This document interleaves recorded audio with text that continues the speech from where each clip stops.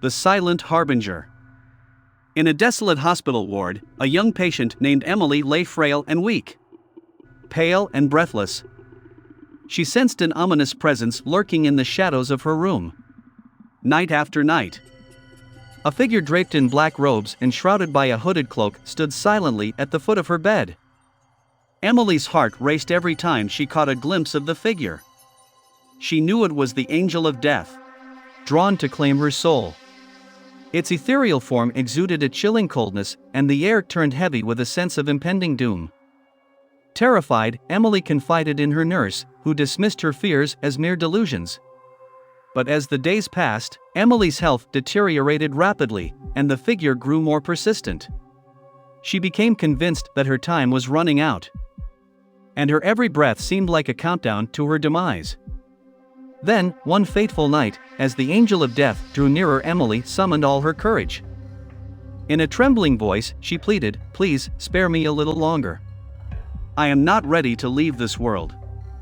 The figure stood motionless for a moment, as if contemplating her words. And then, with a nod of its shadowy head, it receded into the darkness. Emily's frail body was granted a reprieve, and she clung to life for a while longer. However, the memory of that chilling encounter haunted Emily until her last breath. She lived the remainder of her days in a constant state of fear, knowing that the angel of death could return at any moment to claim what was rightfully its. The Bargain.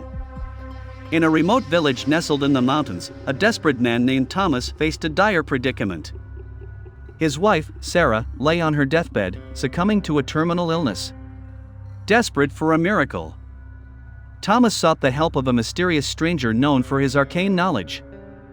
The stranger appeared before Thomas, his piercing gaze holding an unsettling intensity.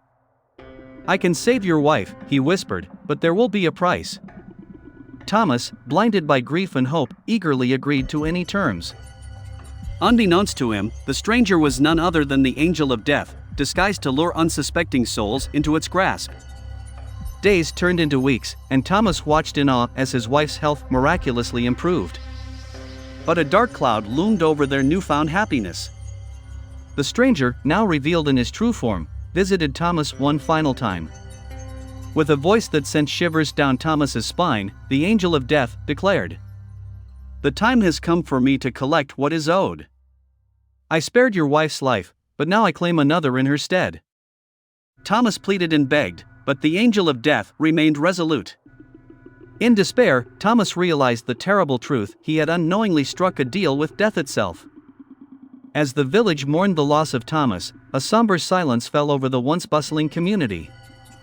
The chilling tale of his ill-fated bargain with the angel of death served as a haunting reminder that tempting fate and meddling with the supernatural can lead to unimaginable consequences. These stories serve as a chilling testament to the horror and inevitability of the angel of death. The entity, shrouded in mystery and darkness, reminds us that life is fragile and that even the bravest souls tremble in its presence. The Caretaker. My sister, Emily, had always been the adventurous one, while I, Anna, preferred the comfort of routine. So when she told me she had taken a job as a caretaker for a secluded mansion in the countryside, I wasn't surprised. What surprised me was her sudden disappearance. 2 weeks after she left for the job, all communication ceased. Worried sick, I decided to investigate. The mansion belonged to the reclusive Hartford family, rumored to be extremely wealthy but odd. Upon my arrival, I was greeted by Mrs. Hartford, a stern-looking woman in her 60s. She seemed puzzled by my visit but allowed me to stay for the night when I expressed my concern for Emily.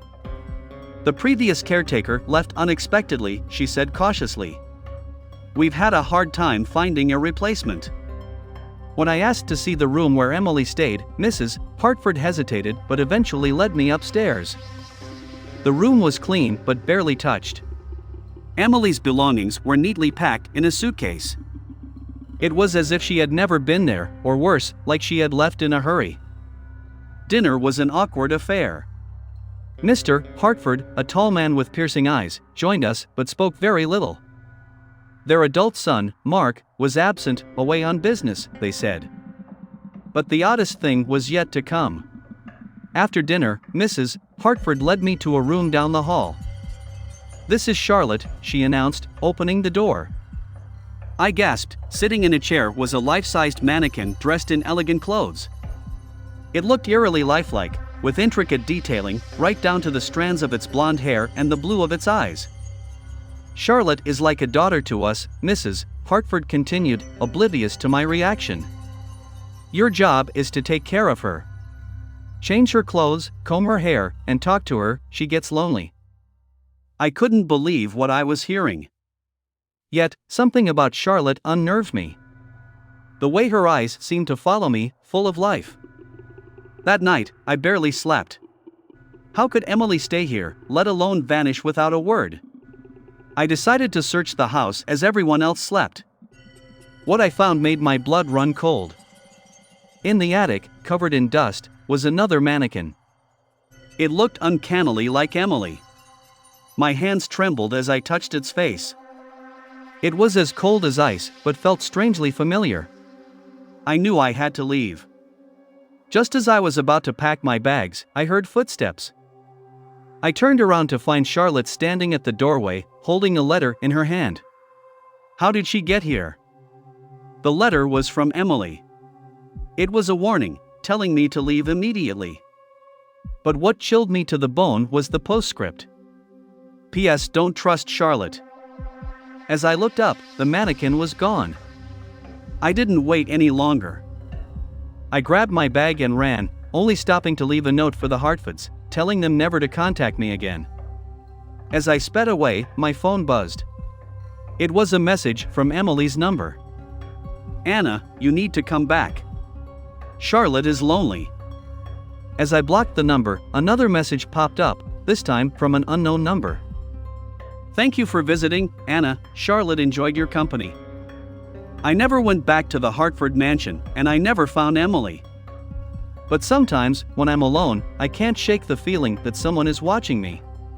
That Charlotte is somewhere out there, and she's lonely.